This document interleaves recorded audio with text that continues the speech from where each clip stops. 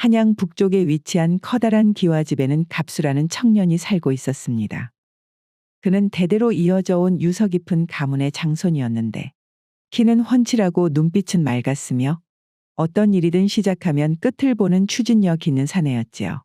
하지만 이런 갑수가 가장 무서워하는 이가 있었으니 그는 바로 그의 아버지 황참판 대감이었습니다. 황참판은 조정에서도 이름난 인물로 채통을 중히 여겼기에 아들 갑수를 마주할 때면 항상 입버릇처럼 갑수야, 네가 다른 집도 아니고 바로 우리 집 장손으로 태어난 것에는 큰 책임이 따르는 법이란다. 한양 천지의 양반 자식은 널렸지만 우리만큼 대대로 유서가 깊은 곳도 없으니 너는 반드시 내년 과거에 급제를 해서 우리 집안을 빛내야 할 것이야. 아, 장손이 잘 되어야 집안이 바로 잡히고 내 체면도 서지 않겠느냐? 알겠습니다, 아버지. 제가 꼭 명심하겠습니다요. 아버지 황참판의 말은 갑수에게는 언제나 명령과도 같았기에 갑수는 함부로 집 밖에서 친구들과 시간을 보내지도 못하고 줄곧 아버지의 눈치를 보며 서재에 틀어박혀 책을 벗삼아 살아야 했지요.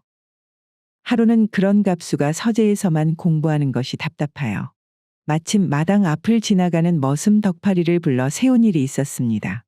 덕파라, 지금 어디 외출하는 길이냐? 예, 도련님. 어제 주인 어르신께서 부시며 이런저런 필요한 물건이 떨어졌다길래 장터에 심부름 좀 다녀오라고 하여 나가는 길입니다. 무엇이라? 장터의 말이요? 그렇다면 이왕 가는 거 나도 어디 따라가도 되겠느냐? 갑수의 말에 덕파리는 깜짝 놀라며 대답을 했습니다. 도련님께서 장터에 말이어요? 아, 도련님께서 공부 시간을 거르시고 나간 것을 주인 어르신께서 아시면 아주 난리가 나실 텐데요. 아, 그러니 아버지께서 외출하신 지금 다녀오겠다는 것 아니냐? 어차피 아버지께서는 오늘 일 때문에 저녁에서야 돌아온다고 하셨으니 오랜만에 바람이나 같이 쐬고 오자꾸나. 덕파리는 결국 갑수의 부탁을 거절하지 못한 채 장터로 향했습니다. 오랜만에 서재에서 벗어나 인파가 넘치는 거리로 나선 갑수. 여기저기 장사꾼들이 외치는 소리와 함께 곳곳에서 팔고 있는 맛있는 음식 냄새는 갑수의 호기심을 자극하였지요. 이야, 덕파라. 하이고, 그래, 이것이 사람 사는 것인데 이렇게 활기찬 거리에 나온 것이 참말로 얼마만인지 모르겠구나. 하이고 도련님, 저기에 파는 저 찰떡 있지 않습니까? 저것이 여 장터에서는 최고로 쳐줄 정도로 맛이 아주 기가 막힌데 어디 한번 드셔보시지 않겠습니까? 한참을 머슴 덕파리와 함께 장터 이곳저곳을 둘러보던 중 문득 갑수의 시선이 장터 한편에 머물렀으니 그곳에는 곱게 차려 입은 한 여인이 여종과 함께 물건을 고르고 있었지요. 순간 바람이 불어 그녀의 분홍 치마가 살짝 펄럭이며 노란 저고리 위로 고운 목선이 드러난 것을 본 순간 갑수는 숨이 턱 막히는 듯 했습니다. 세상에, 저렇게 고운 처자가 실제로 존재할 줄이야. 그러니까 도련님, 이왕 나온 김에 찰떡 하나만 사주시면 안 되겠습니까?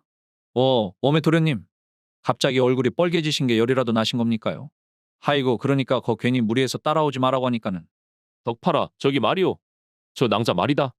저 낭자는 참말로 꽃보다도 더 아름다운 것 같지 않느냐? 마치 이 세상 사람이 아닌 듯 하구나. 갑수의 말에 덕팔이 역시 갑수의 시선의 끝을 확인하고는 고개를 끄덕이며 말했습니다. 참말로 도련님 말씀대로 사정없이 고운 분이시구만요. 갑수가 눈을 떼지 못한 채 계속해서 그 여인을 바라보자 그녀 역시 갑수의 시선을 느꼈는지 갑수 쪽으로 천천히 고개를 돌렸고 두 사람의 시선이 공중에서 마주친 순간 갑수는 마치 시간이 멈춘 듯한 기분을 느꼈습니다. 한편 갑수와 시선을 마주친 그 여인 역시 낯선 사내에 뚫어지는 듯한 강렬한 눈빛의 얼굴이 금세 붉어졌지요. 춘심이 아씨, 갑자기 얼굴이 빨개지셨는데 어디 불편하십니까요? 말수가, 우리 이만 집으로 돌아가자꾸나. 웜에 이렇게 갑자기 말이어요? 아직 거먹고 싶은 것이 한참 남았는디. 알았습니다요, 아씨. 그리하여 춘심이는 여종과 함께 발걸음을 돌려 서둘러 장터를 빠져나왔고 그 모습을 보고 있던 갑수는 마음이 급해지기 시작하였지요. 하이고, 지금 저 낭자를 놓치면 내 평생 후회를 하게 될지도 모르구만. 덕파라, 너는 먼저 집에 들어가 있거라. 나는 잠깐 볼 일이 있어 조금 늦어질 것 같구나. 어메 도련님, 저 아씨를 쫓아가시려고 그럽니까요? 혼자 다니시면 위험할 수도 있습니다요. 내 금방 볼 일만 보고 들어갈 테니 너무 걱정하지 말거라. 갑수는 머슴 덕파리를 뒤로 한 채 춘심이가 사라진 방향으로 빠르게 걸음을 옮겼습니다. 한참을 그녀를 뒤쫓아온 갑수. 춘심이가 여종과 함께 마지막으로 사라진 골목까지는 확인하였으나 어느 집으로 들어갔는지는 보지는 못한 채 그만 눈앞에서 그녀를 놓치고 말았지요. 아이쿠, 이거 비슷한 집이 이리도 많으니 도대체 어느 집으로 들어갔단 말인가? 내 어디에 살고 있는지를 알아야 다음을 기약이라도 할 것을. 마음속에 미련이 남아 그 마을을 한참이나 어슬렁거리며 쉬이 발걸음을 떼지 못하는 갑수. 그때 마침 그의 눈에 길을 가던 노파 하나가 들어왔는데요. 어르신거 말씀 좀 여쭙겠습니다. 혹시 이 마을에 살고 있는 꽃같이 어여쁜 낭자가 어디에 살고 있는지 알고 계십니까? 주먹코를 하고 눈이 작은 여종과 함께 다니는 것 같은데. 허허, 도련님이 말씀하시는 그 처자는 이 마을 통틀어 하나뿐이구먼. 바로 춘심이라네. 춘심이라고요? 그 낭자가 누구인지 좀 자세히 알려주실 수 있겠습니까? 춘심이는 말이요. 얼마 전 은퇴한 이 마을 이방나리의 하나뿐인 외동딸이구먼. 나이는 꽃다운 18배 아직도 시집을 안 갔단 말이지. 그럼 어르신, 그 낭자가 혹시 어디에 살고 있는지도 알고 계십니까? 갑수의 부탁에 노파는 친절하게도 손을 들어 저 멀리 보이는 커다란 기와집을 가리키며 말했습니다. 허허, 도련님이 아주 춘심이한테 푹 빠졌나 보구먼. 저기 보이는 저 기와집 보이는가? 저기가 바로 그 이방네 기와집이라네. 참말로 감사합니다요, 어르신. 덕분에 큰 은혜를 입었구만요. 그렇게 춘심이의 집 위치를 확인한 갑수는 일단은 더 늦기 전에 자신의 집으로 돌아가기로 하였습니다. 집으로 돌아가는 내내 갑수의 마음속에서는 춘심이라는 이름 세 글자가 꽃잎처럼 피어나는 것이 느껴졌지요. 이후 집으로 돌아온 갑수는 서재에 들어서자마자 서원 앞에 앉아 책을 펼쳐 들고는 마음을 다잡으려 애를 썼습니다. 명덕, 지어지선 인심은. 갑수는 몇 번이나 같은 문장을 읽고 또 읽었지만 머릿속에서는 책 내용 대신에 그날 장터에서 본 춘심이의 얼굴만이 아른거릴 뿐이었지요. 이러다간 글이 아니라 그 춘심이 낭자 얼굴을 외우게 생겼구만. 도대체 이 마음은 무엇이란 말인가? 안 되겠다. 내 이대로 대책 없이 책만 붙잡고 있다가는 밤새 공부를 하여도 책 한 장 못 읽을지도 모를 판이구만. 갑수는 책을 덮고는 조용히 마당으로 나와 안채를 살폈습니다. 어머니는 벌써 잠자리에 들었고 아버지 또한 사랑채에서 등불을 끄고 방으로 들어간 듯 하였지요. 마당에서 모두가 잠이 든 것을 확인한 갑수는 그날 밤 인생 처음으로 한밤중에 몰래 집을 빠져나와 춘심이의 집으로 향하였습니다. 늦은 밤 행여 다른 사람들이 볼까 조심스레 옆마을 춘심이의 집 앞으로 간 갑수. 그는 주위를 둘러보고는 재빠르게 담을 넘어 춘심이의 집 마당으로 들어갔고 발소리를 죽여가며 마당을 둘러보았는데요. 그때 마침 안채와 떨어져 있는 작은 별채에서 고운 여인의 목소리가 들려오자 자신도 모르게 별채의 창호문으로 다가가 귀를 기울이는 갑수. 말수가 옛날 어느 깊은 산골에 말이다 마음씨 고운 선비가 살고 있는데 그 선비가 어느 날 산에서 길을 잃은 여인을 도와준 일이 있었단다. 방 안에서는 춘심이가 여종 말숙이에게 다정하게 옛날 이야기를 들려주고 있었습니다. 갑수는 그녀의 목소리에 집중하기 위해 숨을 죽이고는 가만히 그녀의 목소리에 귀를 기울였지요. 아씨, 그래서 그 선비는 여인과 어떻게 되었대요? 행여나 마음을 거절당할까 두려웠던 선비는 차마 그 마음을 전하지 못하고 평생 마음속으로만 그녀에 대한 마음을 간직했다고 하는구나. 아이구야. 그럼 그 여인은 선비의 마음을 끝까지 몰랐겠구만요. 그래서 그게 안타까운 것 아니겠니? 마음이란 것이 다 눈으로 볼 수 있는 것이면 좋으련만 때로는 용기를 내어 입 밖으로 꺼내지 않으면 절대로 또 알 수 없기도 하니. 그나저나 시간이 늦었구나. 이만 자자꾸나 말수가.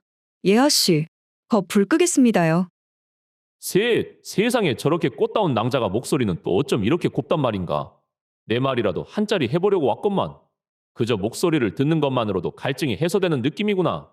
이윽고 방 안에서 말소리가 사라지고 조용한 숨소리만 들리자 갑수는 춘심이가 잠든 것을 확인하고서는 천천히 일어나 담을 넘어 자신의 집으로 향하였습니다. 그날부터 갑수는 매일 밤 몰래 집을 빠져나와 춘심이의 집을 찾았습니다. 창호문 너머로 들려오는 춘심이의 부드러운 목소리를 듣는 것만으로도 갑수는 가슴이 뛰고 마음이 행복해졌지요. 그렇게 밤마다 집을 빠져나오기를 2주째. 갑수는 평소처럼 조심스레 마당을 가로질러 집을 빠져나가려는데 어둠 속에서 갑자기 누군가의 목소리가 들려왔는데요.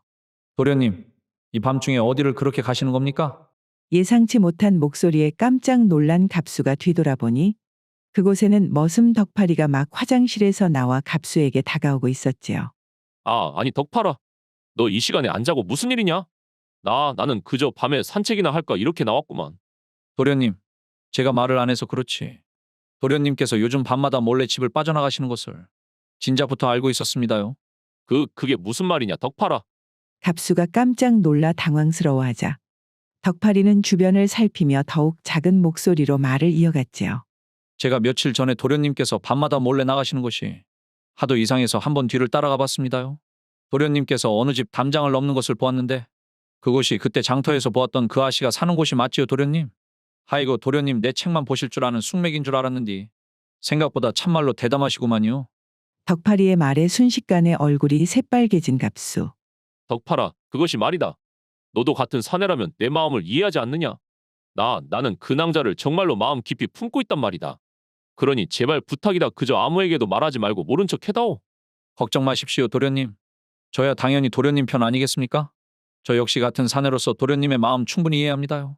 덕파리의 말을 듣고 갑수가 한숨을 돌리려는 순간 덕파리는 다시 조심스레 한마디를 덧붙였습니다. 하지만 말입니다요, 도련님. 만약 주인 어르신께서 이 사실을 알게 되신다면 그때는 저도 어쩔 수가 없습니다요. 그때는 그래. 그것은 나도 알고 있구나. 덕파리에게 재차 비밀을 유지해달라고 부탁을 한 갑수는 서둘러서 다시 춘심이의 집으로 향했습니다. 그리하여 그날 밤도 덕파리 때문에 놀란 가슴을 춘심이의 목소리를 들으며 진정시키려는데 웬일인지 그녀는 평소보다 일찍 책을 덮고선 호롱불을 꺼버렸지요. 하이고 내 낭자의 목소리가 너무나 간절하여 왔건만. 하필이면 오늘은 일찍 잠이 들여나 보구나. 갑수가 아쉬움에 한숨을 내어쉬려는 순간 언제 방문을 열고 나온 것인지 춘심이 어느새 갑수의 앞에 서 있는 것이 아니겠어요? 도련님, 웜에 내가 여기 있다는 것을 알고 계셨소. 도련님께서는 분명 지난번 장터에서 보았던 그분이시지요? 밤마다 몰래 제 방 창호문 너머에 앉아 계신 것을 이미 알고 있었습니다. 나 낭자. 내가 나쁜 뜻이 있어서 찾아온 것이 절대 아니라오. 나는 그저 낭자와 잠시 말이라도 한마디 나눌 수 있을까 하는 생각이 온 것인데 낭자의 목소리가 너무나 듣기 좋았기에 그때부터 나도 모르게 이렇게 찾아오게 된 것이오. 그러니 부디 잠깐이라도 시간을 좀 내어주시면 안 되겠소. 그렇다면 잠시만 여기에서 기다려주시지요. 그러고는 춘심이는 방 안으로 들어가더니 급히 여종 말숙이를 깨웠지요. 말수가, 오늘 밤엔 도둑이 될까 무섭구나. 얼른 문을 걸어 잠그거라. 예? 아씨 갑자기 문을 걸어 잠그라고요? 뭐 일단은 알겠습니다요. 말숙이는 고개를 갸우뚱하며 방문을 단단히 자물쇠로 걸어 잠궜고 밖에서 이 모습을 지켜본 갑수는 크게 당황하였지요. 아니, 장터에서 처음 마주쳤을 때 분명 춘심이 낭자도 나에게 마음이 있는 줄 알았는데 어찌하여 이리도 단호하게 마음을 닫아버린단 말인가? 하이고, 이것이 나에 대한 대답이란 말인가? 허탈한 마음에 힘없이 돌아서서 다시 집으로 돌아온 갑수. 그는 혼란스러운 마음을 가다듬으며 서원 앞에 앉아 책을 읽으려고 노력했지만 책장을 넘기는 손가락은 너무나 무거웠고 머릿속에서는 계속 춘심이의 목소리만이 떠올랐지요. 이제는 내 하루라도 그녀의 목소리를 듣지 못한다면 아무것도 할 수가 없게 되었구만. 그래, 그녀가 내게 마음을 열어주지 않으면 어떠한가? 나는 그녀의 목소리만 들을 수 있다면 그것만으로도 족하구만. 그리하여 갑수는 자존심을 굽히고 다음날 밤에도 다시 춘심이의 집을 찾기로 마음을 먹었습니다. 이후 갑수가 처음 춘심이의 집에 들른 지 한 달쯤 되던 어느 날 밤, 마침 그날은 저녁부터 하늘에서 비가 내리기 시작하였지만 갑수는 내리는 비에도 아랑곳하지 않고 여느 때처럼 춘심이의 집담을 넘어 창호문 앞에서 몸이 젖는 것도 잊은 채 춘심이의 이야기에 귀를 기울이고 있었습니다. 방 안에서는 춘심이가 여느 때와 마찬가지로 여종 말숙이에게 이야기를 들려주고서는 말수가 너 말이다. 오늘은 위채로 가서 자거라. 내 오늘 밤에는 꼭 마무리 지어야 할 일이 있구나. 말숙이는 의아했지만 춘심이의 단호한 말투에 순순히 물러났습니다. 그리고 말숙이가 나가자 춘심이는 살며시 방문을 열고 밖으로 나와 비에 젖은 갑수를 발견하고는 한숨을 쉬며 말했지요. 선비님, 정말 도대체 어쩌시려고 이러십니까? 비까지 이렇게 다 맞으시고. 낭자, 나는 정말 다른 뜻이 없소이다. 그저 낭자의 그 곱디고 온 목소리를 듣는 것만으로도 내게는 충분히 행복한 일이기에 이렇게 찾아왔던 것뿐이요. 그러니 제발 나를 내치지 말아주시오. 비도 이렇게 오는데 병이라도 나면 어쩌시려고. 일단 얼른 방 안으로 들어오시지요. 무엇이라? 저 정말 내 들어가도 되겠소? 괜찮습니다, 선비님. 내 젖은 몸을 닦을 것을 가져다 드릴 테니 잠시 기다려 주시고요. 그리하여 갑수는 설레는 마음으로 조심스레 춘심이의 방 한구석에 자리를 잡았습니다. 한 달이나 걸려 마침내 내 이 방 안에 들어오게 되다니 이것이 꿈인지 생시인지 모르겠구나. 한참을 그곳에 앉아 기다리니 잠시 후 춘심이가 방으로 돌아왔는데요. 예상과 다르게 그녀는 혼자가 아니라 부모님을 모시고 방으로 찾아왔고 그녀의 부모님은 방 안에 낯선 젊은 사내가 앉아 있는 것을 보자 기겁하며 소리를 쳤습니다. 이게 무슨 일이냐, 춘심아. 어찌 방 안에 낯선 사내가 있는 것이냐? 아버지 어머니, 많이 놀라셨을 거라는 것을 알지만 잠시 제 이야기를 들어보세요. 사실 얼마 전 장터에 갔다가 우연히 이 선비님과 마주친 일이 있었습니다. 그런데 그 후로 이 선비님이 저를 마음에 두셨는지 밤마다 담을 넘어와 제가 말숙이에게 책을 읽어주는 것을 제 방 창호문 너머로 듣고 계셨지요. 무엇이라? 밤마다 우리 집 담을 넘어 들어왔다고? 처음에는 저도 몹시 당황하여 문을 걸어 잠그고 모질게 내치기도 하였지만 이분은 날이 추워져도 비가 와도 포기하지 않고 계속해서 저를 찾아왔습니다. 우리가 모르는 사이에 그런 일이 있었구만. 그렇다면 춘심아, 너는 무슨 생각으로 지금 이 사내와 우리를 만나게 한 것이냐? 그것이 차라리 이렇게 된 김에 이 선비님을 우리 집 대릴사위로 드리는 것이 어떨까 하여 아버지 어머니를 모시고 온 것입니다. 무엇이라고야? 이 사내를 우리 집 대릴 사위로 말이여? 네 지금 그것이 무슨 말이냐? 너 이 사내랑 그동안 무슨 일이 있었는데 그런 말이 나오는 것이여? 아닙니다, 어르신. 저는 그저 목소리를 듣기 위해 찾아왔을 뿐 저와 이 낭자 사이에는 아무 일도 없었습니다. 춘심이의 부모님은 물론 갑수 역시 예상치 못한 그녀의 말에 크게 놀랐지만 춘심이는 조금도 흔들림 없이 말을 이어갔습니다. 이 선비님께서는 제가 거절을 한다고 하여도 앞으로도 제 목소리를 들으러 계속 찾아올 것 같고 행여 다른 마을 사람들이 이 선비님이 한밤중에 우리 집에 출입하는 것을 보기라도 한다면 제 혼사길은 막히게 될지도 모르는 일 아닙니까? 이 선비님이 지난 한 달 동안 보여준 모습으로 저에 대한 마음 역시 쉽게 변하실 분이 아니란 것을 확인하였으니 그렇다면 차라리 서로를 위해 당장이라도 혼례를 치러 정식으로 만나는 편이 나을 것 같습니다. 미리 준비라도 한 듯 쉴 새 없이 쏟아져 나오는 춘심이의 말에 갑수는 물론 춘심이의 부모님 역시 아무 말도 하지 못한 채 그저 고개만 끄덕일 뿐이었습니다. 그리하여 춘심이와 갑수는 조촐하게 마당에서 혼례를 치렀고 갑수는 그날 이후부터 대릴사위 자격으로 더 이상 담을 넘지 않고 정식으로 대문을 통하여 매일 저녁 춘심이의 방에 찾아올 수가 있었지요. 이후 3개월의 시간이 흘렀습니다. 그동안 갑수는 아버지의 성화가 두려워 자신의 부모님에게 춘심이의 존재를 비밀에 붙인 채 매일 밤 몰래 집을 빠져나와 춘심이의 집으로 가 새벽종이 울리기 전 다시 집으로 돌아가는 생활을 반복하였지요. 하지만 꼬리가 길면 언젠가는 밟히는 법. 결국 이들의 비밀도 오래가진 못하였으니 덕팔이 이놈아! 갑수가 매일 밤마다 어딜 다녀오는지 너 솔직하게 말하지 못하겠느냐? 갑수가 매일 밤 남몰래 외출하는 것을 알게 된 황참파는 분노로 얼굴이 시뻘겋게 물든 채로 머슴 덕파리를 앞에 두고 크게 호통을 쳤지요. 주인 어르신. 그것이. 그러니까 말입니다. 떠뜸거리지 말고 바른 대로 말하거라. 당장 말하지 않으면 니놈도 무사치 못할 것이야. 아이고 주인 어르신. 사실 도련님께서는 옆마을에 사는 이방내 따님 춘심아 씨의 집을 매일 밤 찾아가고 있었습니다요. 뭐라? 그 녀석이 어디를 찾아가고 있었다고? 아이고 이것이 다 무슨 일이냐? 우리 갑수가 그런 경망스러운 짓을 하고 있었다니? 그 시각 갑수는 아직 아무것도 알지 못한 채 춘심이와 방 안에서 행복한 시간을 보내고 있었습니다. 서방님 오늘은 날이 제법 쌀쌀한데 왜 지난번 제가 드린 옷을 입지 않으시는 건가요? 혹시 옷이 마음에 안 드셨나요? 아니요, 부인. 옷이 마음에 들지 않은 것이 아니라 부인도 아다시피 우리 아버지가 워낙에 엄격하신지라 행여 그 옷을 입고 들어갔다가 들키기라도 하면 큰일이 날까. 그게 두려워 그랬던 것이요. 그 말을 들은 춘심이는 작게 한숨을 쉬며 서운한 기색을 감추지 못했습니다. 제가 서방님과 혼례를 치른 지도 벌써 석 달이 지났는데 아직도 시부모님의 얼굴 한번 못 뵈었으니 세상 천지 어느 며느리가 멀쩡히 살아계신 시부모님 얼굴도 모를 수가 있답니까?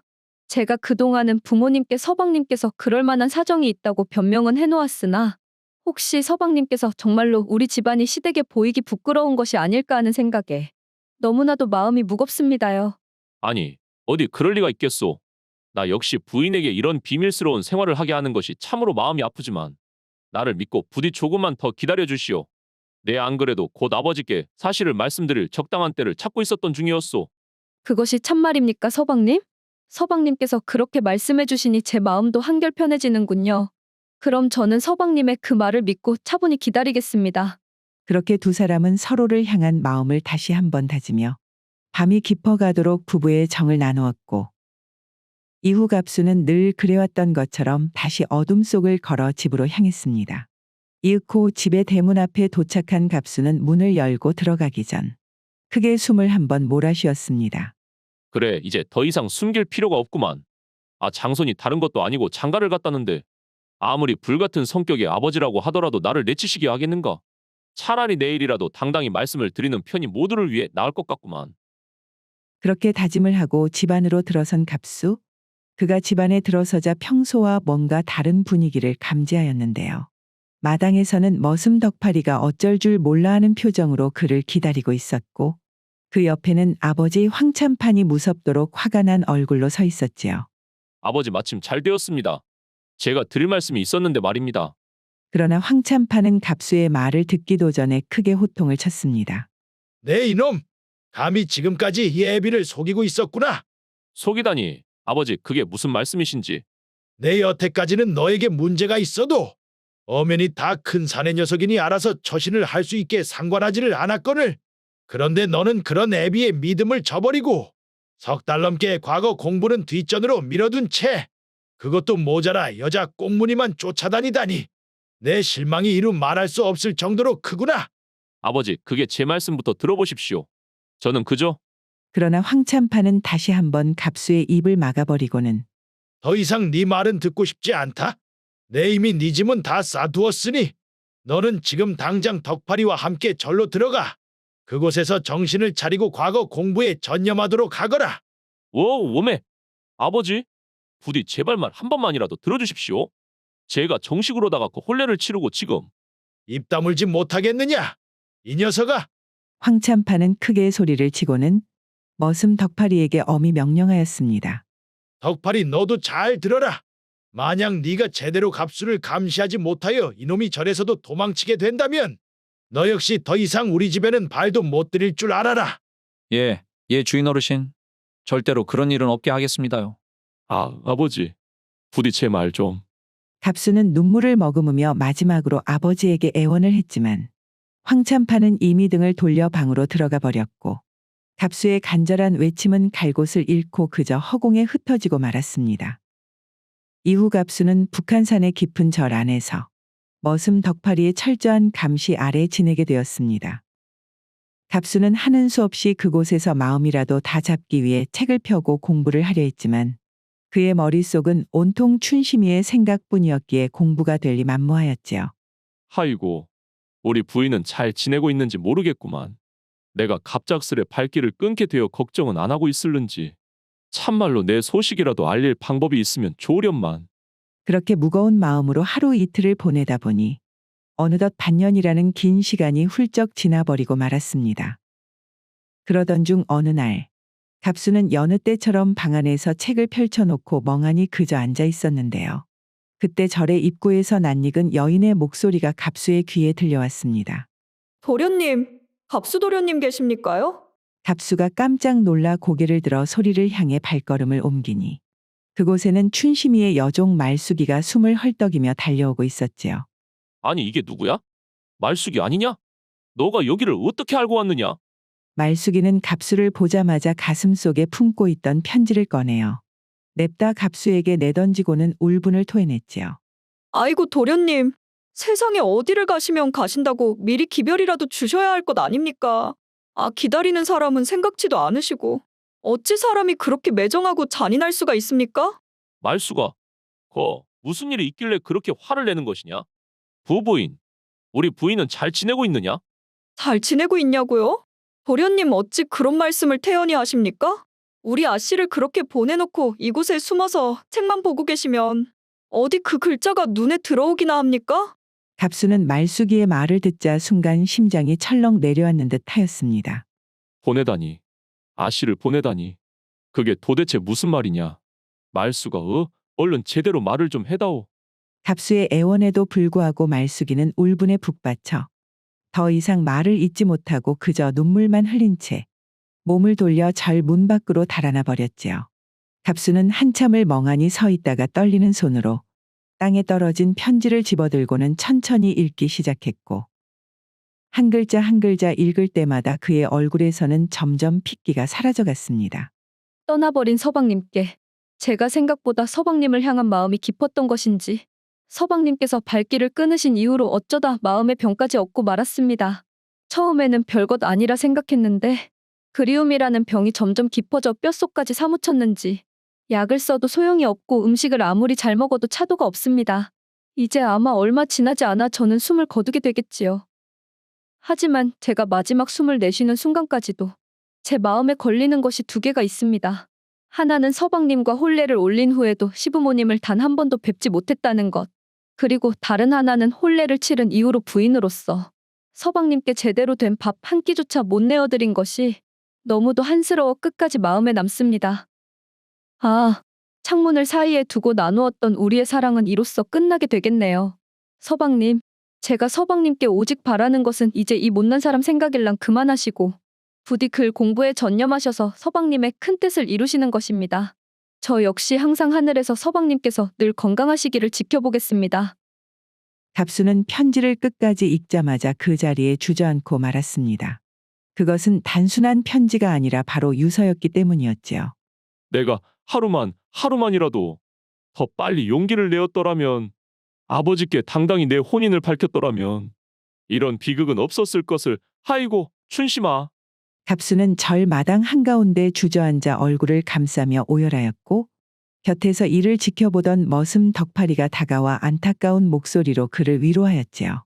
도련님, 어찌 이리 스스로를 탓하시기만 하십니까요? 부디 마음을 다 잡으시고 다시 공부에 힘쓰시지요. 떠나버린 아씨께서도 그것을 원하지 않았습니까요? 아이고, 참말로 이것이 다 무슨 이런 경우가. 덕파라, 나의 비겁함 때문에 사랑하는 이를 잃었는데 내 공부를 하여 무엇하겠느냐? 관직에 들어서 큰 벼슬을 하면 무얼 하겠느냐? 어떠한 것을 하여도 나의 부끄러움을 씻어낼 수 없는 노릇아니겠느냐? 나는 이제 다 내려놓고 그저 나의 길을 떠나련다. 덕파라. 도련님, 떠나신다니 그것이 무슨 말입니까? 도련님. 춘심이를 잃었다는 충격에 그대로 자신의 짐을 챙기고 절을 나와버린 갑수는 하늘에서 자신을 지켜보고 있을 춘심이에게 부끄러워 삿갓 하나를 푹 눌러 쓴 채로 절을 나서서 정처 없이 길을 나서게 되었습니다. 이후 갑수는 조선 팔도를 떠돌아다니며 이런저런 풍경을 마주하고는 가끔씩 춘심이의 생각이 날 때면 늦봄 바람에 봄꽃 모두 저감해. 내 사랑 역시 바람에 실려 떠나가네. 내 어찌 한 줌 용기 내지 못하여 떠나는 꽃 손 한 번 뻗지 못했나. 춘심이를 향한 그리움을 담은 시를 읊으며 스스로를 용서하지 못한 채 평생 삿갓을 쓰고 길 위에서 여생을 살아갔다고 합니다.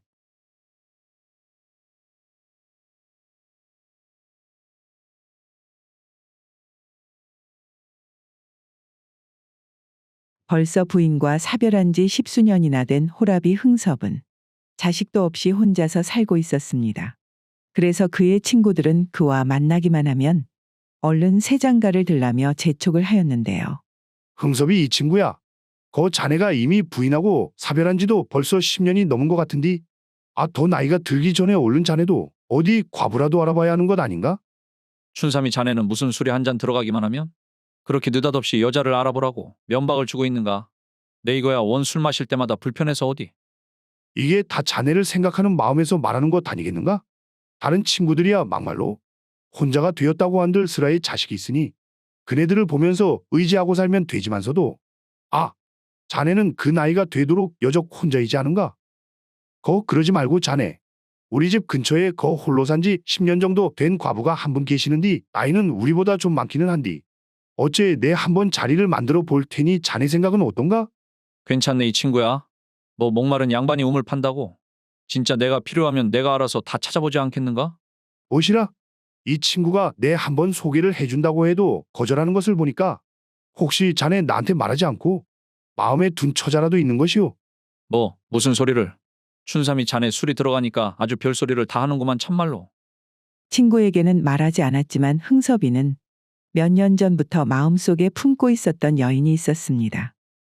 그녀는 바로 옆집에 사는 은숙이었는데 그녀 역시 흥섭이와 마찬가지로 몇 년 전 남편을 잃고 혼자서 지내고 있는 여인이었는데요.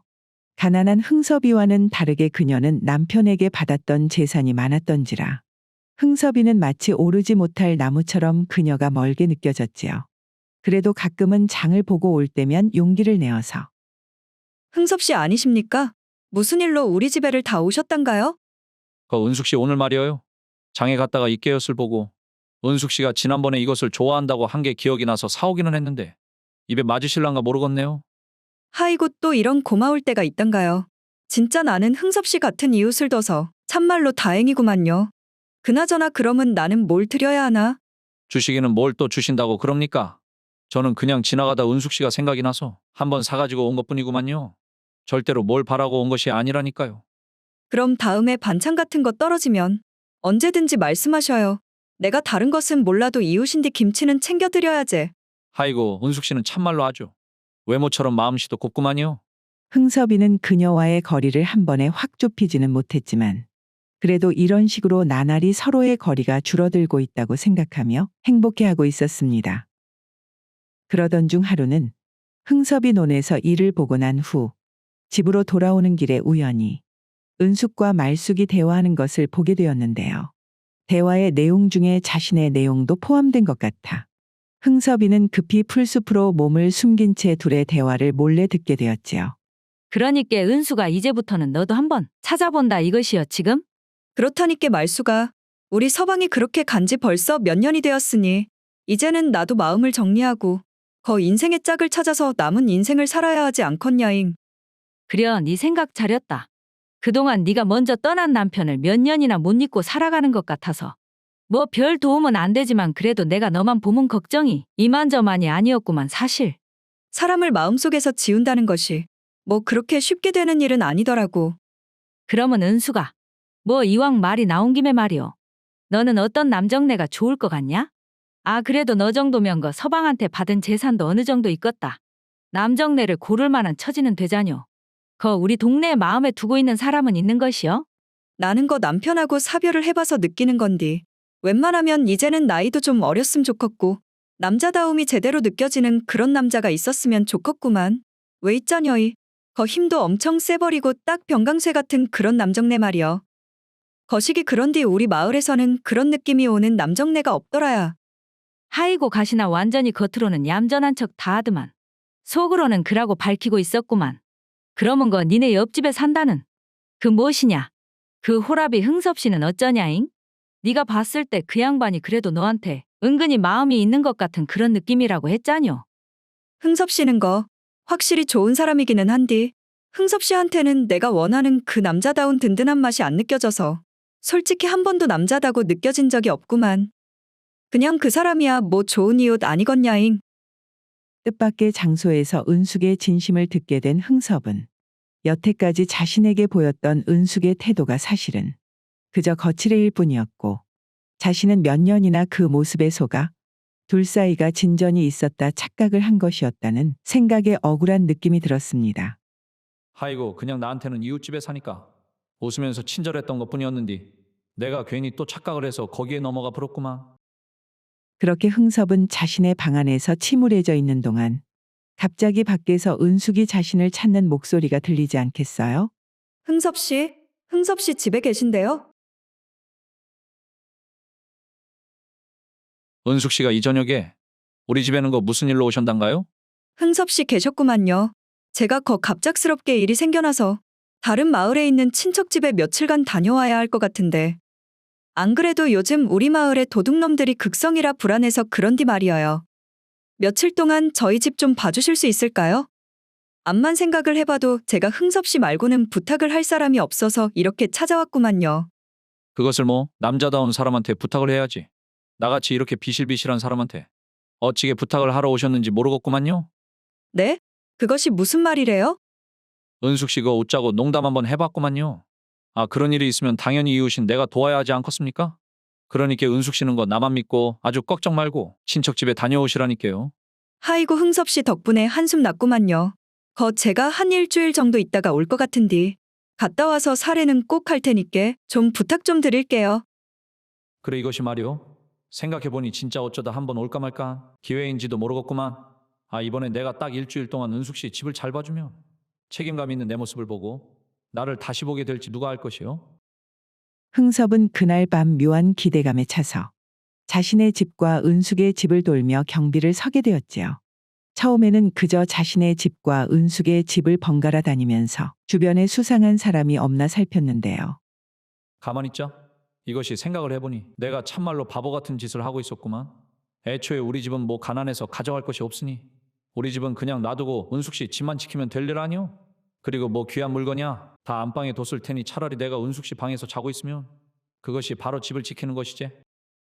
그리하여 흥섭은 은숙의 안방에서 아예 이부자리를 깔고 잠을 자기로 하였지요. 한참을 은숙의 집과 자신의 집을 오고 가며 경비를 선지라 피곤했던 흥섭은 자리에 눕자마자 바로 잠에 빠질 수 있었습니다. 그렇게 얼마나 자고 있었을까요? 흥섭은 한밤중에 마당에서 나는 소리에 잠에서 깨게 되었는데요. 엄매 이것이 무슨 소리란가? 안 그래도 요즘 마을에 도적대가 든다더만. 그 말이 참말이었구만. 하필이면 이런 때 집을 봐준다고 했다가 이거 깜빡하면 여기서 꼼짝 못하고 죽을 수도 있겠는디. 그러니까 이 집이 확실한 것이지? 그렇다니까 그러네. 이 집에 사는 안악이 말이여. 거 몇 년 전에 남편을 잃고 홀로 살고 있는디. 얼굴도 제법 반반한 데다가 재산도 적지 않은 것 같은데 뭔 일이 있는지 아직도 재가를 안 하고 있더라고. 그러니까 이것이 봉섭이 니한테는 더 할 수 없는 좋은 기회구만. 그래, 네 말대로라면 이런 사람은 좀처럼 찾기 힘든 그런 사람이지. 그럼 하나 둘 셋 하고 한 번에 바로 들어가는 것이요. 알았는가? 흥섭이는 혹시나 깨어있으면 더한 봉변을 당할까 싶어 어둠 속에서 그저 이불을 뒤집어 쓰고 있을 수밖에 없었습니다. 그러더니 잠시 후 두 사내는 조용히 흥섭이 있는 방문을 열더니 순식간에 흥섭이를 자루에 담아 그를 들쳐매고 나갔지요. 자루 안에 있으면서도 흥섭은 어떻게 한번 빠져나가 볼까 궁리를 거듭했지만 도저히 빠져나갈 길이 없어 보였습니다. 지금 이것이 딱 느껴지기에도 사내 한 명이 나를 들쳐매고 가고 있는 것 같은데 이 정도 힘이면 어떻게 생각해봐도 내가 당해낼 수가 없을 것 같구만. 아이고 이것이 다 무슨 일이냐 진짜로. 그 옆집 과부한테 점수 한번 따보려고 했다가 내 오늘 여기에서 꼼짝없이 죽게 생겼구만. 그들은 한참을 이동을 하더니 마침내 걸음이 늦춰졌고 방문을 여는 소리가 들린 후 흥섭이 들어있는 자루를 방 안에 내려놓았지요. 방 안에서는 자신을 데리고 온 듯한 사내들이 방문을 열고 나가더니 얼마나 시간이 흘렀을까요? 한참 후에 다시 방문이 열리는 소리와 함께 하나의 발소리가 점점 흥섭이 들어있는 자루로 다가왔습니다. 흥섭이는 이제 다 끝났구나라는 생각과 함께 극도의 긴장감으로 인해 몸이 떨리기 시작하였습니다. 저기 언니, 너무 무서워하지 않으셔도 됩니다. 이것이 웬일입니까? 꼼짝없이 이곳에서 죽을 거란 생각했던 흥섭이에게 들려오는 목소리는 너무나도 상냥한 젊은 여성의 목소리 아니겠어요? 언니, 저는 춘심이라고 합니다. 너무나 갑작스럽게 이곳에 오시게 되어 정말 무서울 거라고 생각하지만 그러하지 않으셔도 됩니다. 사실 언니를 데리고 온 사람은 봉섭이라는 저희 오라버니인데 저희 오라버니가 보기와는 다르게 마음씨도 상냥하며 모든 일에 근면성실한 남자지만 이 동네에서는 도무지 신부감을 구할 수가 없어 이런 신뢰를 범했습니다. 평소 같으면 절대 이런 짓을 벌이지 않을 저희 오라버니지만 아직 오라버니가 장가를 가지 않아 저 역시 들어오고 있는 혼담을 계속해서 거절하고 있는 것을 보고 오라버니가 내 앞길을 막고 있다는 마음에 결국 이런 극단적인 일을 벌이게 되었다고 하더군요. 언니께서 오늘 하루 너무나 놀라셨다는 것 잘 알고 있습니다. 그래서 무섭지 않게 제가 꼭 안아드릴 테니 너무 걱정 마시고 그저 마음 편히 주무신 후에 내일 아침 저희 오라버니와 이야기를 한번 해보시기를 바라겠습니다. 그제서야 흥섭이는 모든 상황이 파악되었습니다. 저자들의 목적이 자신이나 은숙의 재산이 아니라 은숙이 그 자체였다는 것을 말이죠. 흥섭이는 모든 상황이 파악이 되기도 하였고 자신을 진정시키는 여인의 목소리와 품이 너무나도 포근하기도 하여 그 긴장되는 상황에서도 자신도 모른 채 잠에 빠져들고 말았지요. 그리고 아침이 되어 봉섭이 방으로 들어와 마침내 자루를 열어보게 되었는데요. 오메 이것이 다 뭔 일이오? 아재는 도대체 누구신데 이 차로 안에 계시는 겁니까? 아이고, 벌써 아침이 되었습니까? 성님? 흥섭이는 능청스럽게 자루에서 나와 자신을 그저 멍하니 바라보고 있는 봉섭이를 보고 자초지종을 설명을 하였지요. 제가 춘심 씨랑 하룻밤을 같이 자게 되었으니 이제 당신을 마땅히 성님이라고 불러야 하지 않겠습니까? 아니면 저를 그냥 홀로 집에 보내시기라도 하실 겁니까, 성님? 그러면 춘심 씨가 늙은 호랩이랑 하룻밤을 보냈다는 소문이 온 동네에 퍼지게 될 텐데 춘심 씨가 앞으로 시집은커녕 남자나 제대로 만날 수가 있겠습니까요? 그러니 저를 살리든 죽이든 저는 아무 상관없으니 성님께서 마음대로 하시란께요. 오메 내가 이것이 우리 춘심이를 위해서 장가 한번 가보려고 한 것이 엄한 우리 춘심이를 이런 호래비한테 시집을 보내게 되어버렸구만. 이것을 내가 다 저지른 일이니 진짜 누구를 원망할 것이냐. 결국 봉섭이는 자신이 저지른 일 때문에 춘심이를 생판 모르는 호라비에게 시집을 보내게 되었고 흥섭이 춘심이를 데리고 자신의 마을로 돌아오자 마을에는 나이 먹은 호라비가 처녀에게 장가를 들었다는 소식이 퍼지게 되었고 흥섭의 친구 춘삼이 역시 소문이 사실인지 확인하기 위해 흥섭의 집으로 직접 찾아오게 되었죠. 흥섭이 자네, 내 마을에서 하도 희한한 소문이 들려서 이렇게 냉큼 달려오기는 했는디 소문이 진짜로 참말이었구만. 어디에서 이렇게 어리고 참한 색시를 구했단가? 춘삼이 이 친구야. 착하게 살면 자면서도 떡이 생긴다고 하지 않는가? 뭐 내 경우에는 떡이 아니라 색시가 생겨버렸다고 그렇게 알면 되겠구만. 어디에서 구했냐니까는 거 실없는 소리만 해대는구만. 그나저나 이제야 왜 자네가 일전에 내가 과부를 소개해준다고 했을 때 거절을 한 일이 이해가 가는구만 이 친구야. 이런 혼처가 있었으니 과부가 눈에 들어오기라도 했겠는가? 그 중에서도 가장 놀란 것은 역시 은숙이었습니다. 은숙 역시 친척집에서의 볼일을 마치고 다시 마을로 돌아오는 길에 말숙이를 만나게 되었는데요. 하이고 은수가 너 그 친척집 다녀온다더만. 인자 오는 길이여? 그나저나 너 그너 좋다고 했다는 흥섭 씨 소식은 들었냐? 응? 흥섭 씨 소식? 웜에 내가 흥섭 씨한테 집을 맡겨놓고 일주일이나 친척집에 있다가 지금 오는 길인디. 흥섭 씨한테 무슨 일이 생겨버린 것이요? 흥섭 씨한테 일이 생겨버렸지. 그것도 아주 큰 일이 생겨버렸지. 은숙이 네 말이요. 이거 듣고 놀라지 마라잉. 그 흥섭 씨가 장가를 갔구만. 그것도 아주 새파란 어린 것이랑. 뭐시라고? 지금 누가 뭐를 했다고? 말숙이의 말을 도저히 믿을 수 없었던 은숙. 그녀는 자신의 눈으로 사실인지 확인해 보기 위해 바로 흥섭의 집으로 향했습니다. 은숙 씨 오셨습니까? 그 친척집 일은 잘 보시고 오셨단가요? 은숙이 그곳에서 소문으로만 듣던 흥섭의 어린 부인을 보는 순간 묘한 기분에 휩싸이게 되었는데요. 그녀는 자신도 모르게 눈에 눈물이 그렁그렁 맺히기 시작했죠. 아이고, 그래도 다른 사람은 몰라도 흥섭 씨는 나만 바라봐주는 그런 사람이라고 생각을 했는디. 친척집에 한번 갔다 왔더만 이것이 뭔 일이다냐잉. 그나마 나를 좋아해주는 유일한 사람도 진짜 장가를 가불었구만 가불었어. 어메 은숙 씨 그 친척집에서 무슨 일이라도 있으셨습니까? 갑자기 저를 보자마자 그 눈물을 다 흘리신데요? 아무것도 아니구만요. 그나저나 흥섭 씨 이것이 다 어떻게 된 일이란가요? 허허, 그것이 말입니다 은숙 씨. 이것이 다 제가 대가 없이 은숙 씨를 도와줬기 때문에 그 하늘에서 상으로 이런 보상을 준 것 아니겠습니까? 흥섭은 은숙에게 그동안의 사정을 설명하였고 그 이야기는 은숙을 더욱더 슬프게 만들었는데 뭐시라고요? 그러면 원래대로라면 내가 시집을 가야 할 판이었는디. 하필 그때 흥섭 씨가 우리 집을 봐줘가지고 대신 장가를 가버렸다는 말 아니란가요? 원매, 재수 없는 것은 아주 뒤로 넘어져도 코가 깨진다고. 박복한 것 팔자가 이렇구마잉. 은숙 씨 걱정하지 마시라니까요.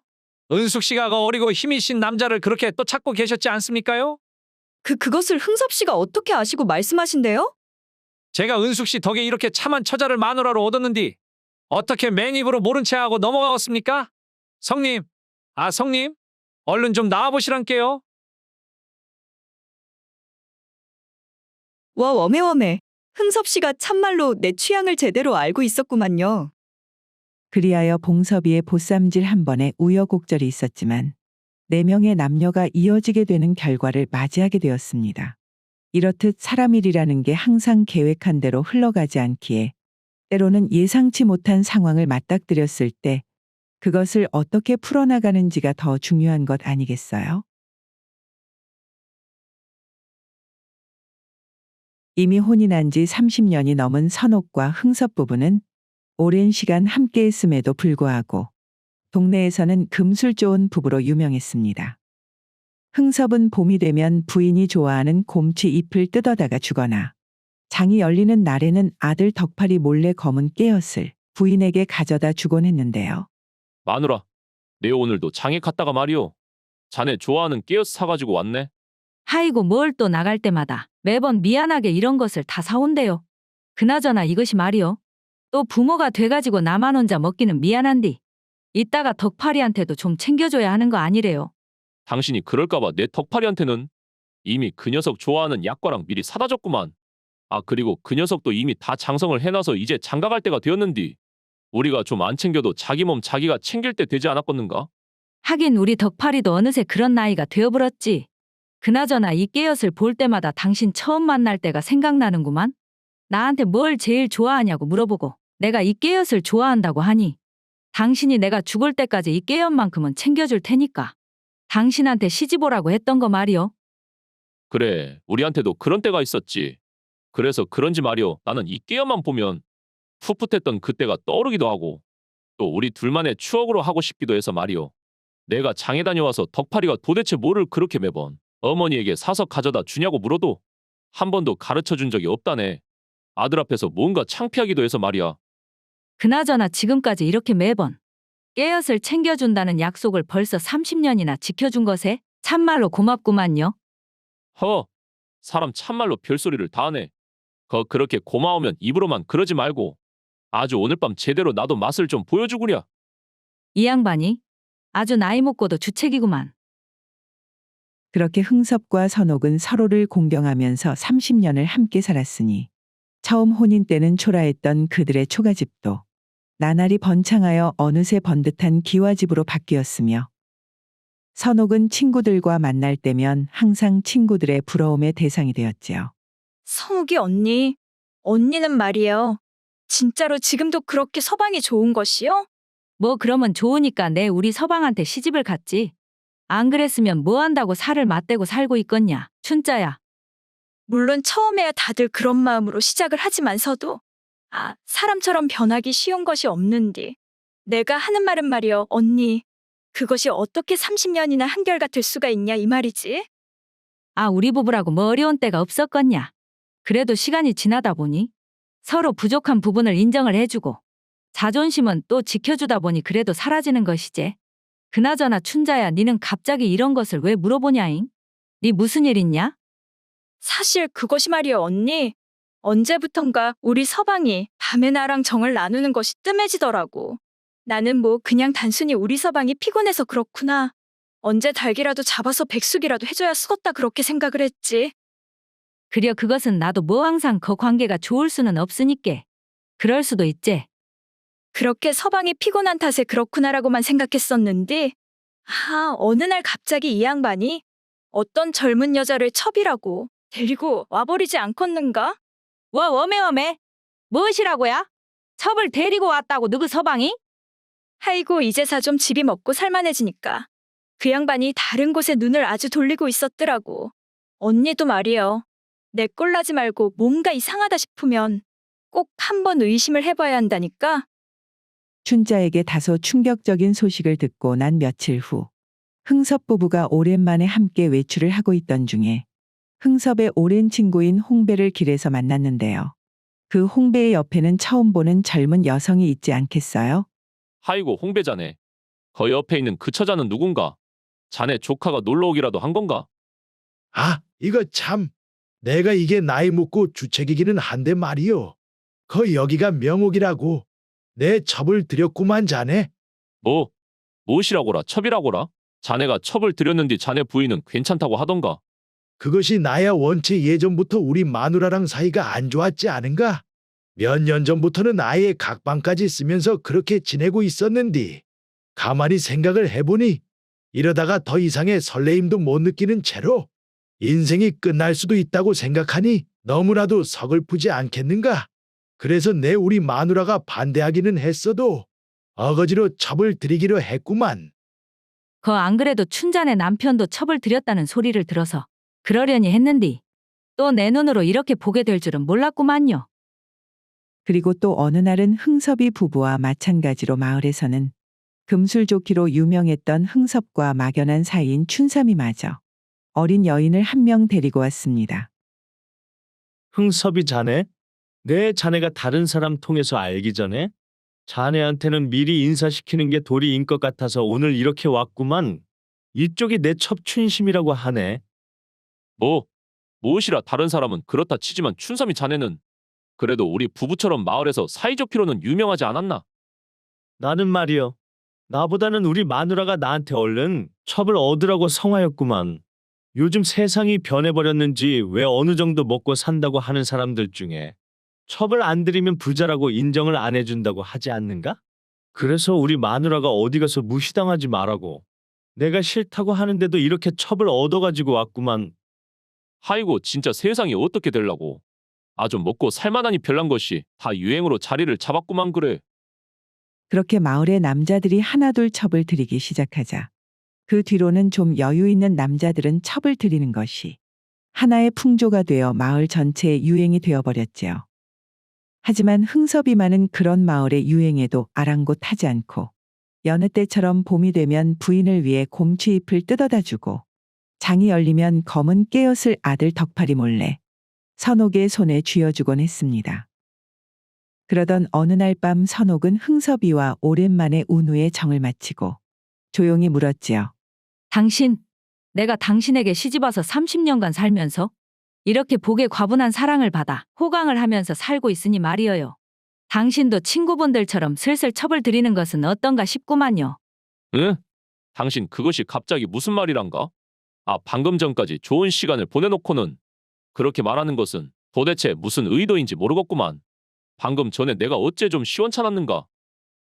그것이 아니라 요즘 마을에 먹고 살만한 남자들은 전부 다 첩을 드리는 것 같은데 이제 남은 것은 당신만 남아서 괜히 당신이 친구들 사이에서 소외라도 당하지는 않을까 해서 하는 소리지요. 그런 말도 안 되는 소리는 하지도 마시오. 만일 그런 것으로 나한테 면박을 주는 친구가 있으면 그런 친구랑 굳이 내가 연을 이어갈 필요가 있는가 싶구만. 나한테는 말이오. 당신 한 명한테만 주기에도 마음이 모자란디. 어디 다른 사람한테 줄 것까지 남아있겠는가? 하이고 참 말은 청산유수로 잘하십니다요 그려? 그리고 시간은 흘러 어느 날 점심이었습니다. 흥섭과 선옥은 여느 때처럼 점심을 먹고 있었는데요.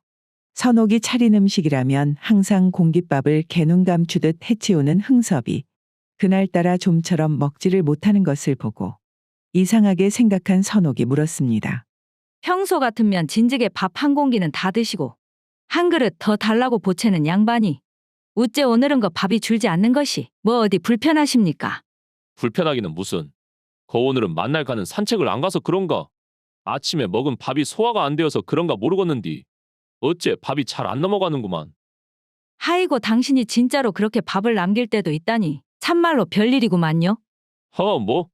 이럴 때도 있고 저럴 때도 있는 것이지. 나도 이제 나이가 있는디. 항상 젊을 때처럼 그렇게 먹을 수는 없는 것 아니겠는가? 그나저나 당신, 오늘 저녁에는 말이여 나 좀 외출 좀 하고 올 테니까 저녁은 따로 안 챙겨둬도 되네? 응? 저녁에 갑자기 나가신다고요? 춘삼이 좀 만나서 말이오. 막걸리나 한잔하고 올라고 그러네. 부인 선옥을 혼자 두고 좀처럼 저녁에는 외출을 하지 않은 흥섭이었기에 선옥은 별일이다 하고 묘하게 신경이 쓰이기는 했으나 별다른 내색을 하지는 않았습니다. 그리고 며칠 뒤 선옥은 우연치 않게 길을 가다 마을 친한 동생인 은숙을 만나게 되었는데요. 이것이 누구요? 우리 선옥이 언니 아니요? 뭐 어디 다녀오시는가잉? 악어 요새 우리 남편이 입맛이 통 없는 것 같아서 백숙이나 좀 해주려고. 이런저런 삼이랑 사가지고 들어오는구만. 모시라. 형부가 입맛이 없다고. 평소에 아주 노쇠 그릇까지 씹어먹을 듯이 밥을 자시는 그 양반이? 그러니까 나도 살다 보니 이 양반도 입맛이 없을 때가 있구나라고 생각을 해서 이것저것 좋아하는 것을 해도 몸이 아픈 건지 아니면 뭔 일이 있는 건지 좀처럼 음식을 드시지를 못하는구만. 거말이여 선옥이 언니. 언니가 뭔 일이 있는 거 아닌가 하니까 생각이 나서 하는 말인데. 아, 지난번에 영심이가 거 형부가 다른 젊은 여자랑 있는 것을 본 것 같다고 하더라고. 무엇이라? 우리 남편이 다른 여자랑 있는 것을 말이요? 영심이가 이웃마을 갔다가 의원 댁 근처 찻집에서 봤다고 그러더라고. 이게 뒷모습이어서 확실하지는 않은데 자기가 봤을 때는 형부랑 꼭배 닮았더라고 말이여. 하이고 의심할 사람을 의심을 해야지. 그 양반이 평생 나밖에 안 보는 양반이라. 이제 그만하면 첩을 들여도 이해할 수 있을 것 같다고 해도 거절을 하던 양반인데 그게 말이나 되는 소리냐? 그러제? 영심이가 뭐 잘못 본 거 같제? 나도 그렇게 생각을 했구만 언니. 평소 같았으면 그냥 넘겼을 은숙의 말이 왠지 마음속에 남아 계속해서 불편한 느낌이 지속되던 어느 날. 선옥은 한결같이 자신만을 위해주던 남편 흥섭이 점차 달라지기 시작했다는 것을 느꼈습니다. 이것이 뭐요? 아주 밥알이 날아가게 생겼구만. 국은 또 왜 이렇게 짜고? 당신 간은 제대로 보고 음식을 만드는가? 응? 내가 봤을 때는 평소랑 다른 것이 없는 것 같은디. 어째 그러신단가요? 아, 그러면 지금 내가 없는 소리 한다는 말이요? 당신은? 그리고 사람이 말이요, 고기도 좀 먹어야 힘을 내지. 어찌 이렇게 풀들만 밥상에 올라와 있단가? 지금 누구 덕분에 이렇게 잘 먹고 잘 살게 되었는디 이것을 밥상이라고 가지고 왔는가? 이렇듯 느닷없이 평생 하지 않던 반찬 투정을 하는가 하면 또 밤이 되어 잠을 잘 시간이 되어서는 나 말이요, 오늘부터는 행랑채에서 따로 잘 거니까 거기에 이부자리 좀 깔아주시게. 무엇이라고요? 아, 멀쩡한 우리 방 놔두고 갑자기 그 좁은 행랑채에서 주무신다고 하십니까? 아, 나라고 좋아서 거기에서 잔다고 하는 줄 아는가? 당신 잠버릇이 와도 심하고 코는 말이요, 또 어찌나 크게 고는지. 가끔씩 이웃방에서 자고 있는 덕파리가 찾아올 정도인디 하이고 한 30년 그렇게 참았으면 되었지. 내 이제는 더 이상은 당신하고는 같이 못 자겠구만. 그런 흥섭의 기행이 계속해서 이어지던 어느 날.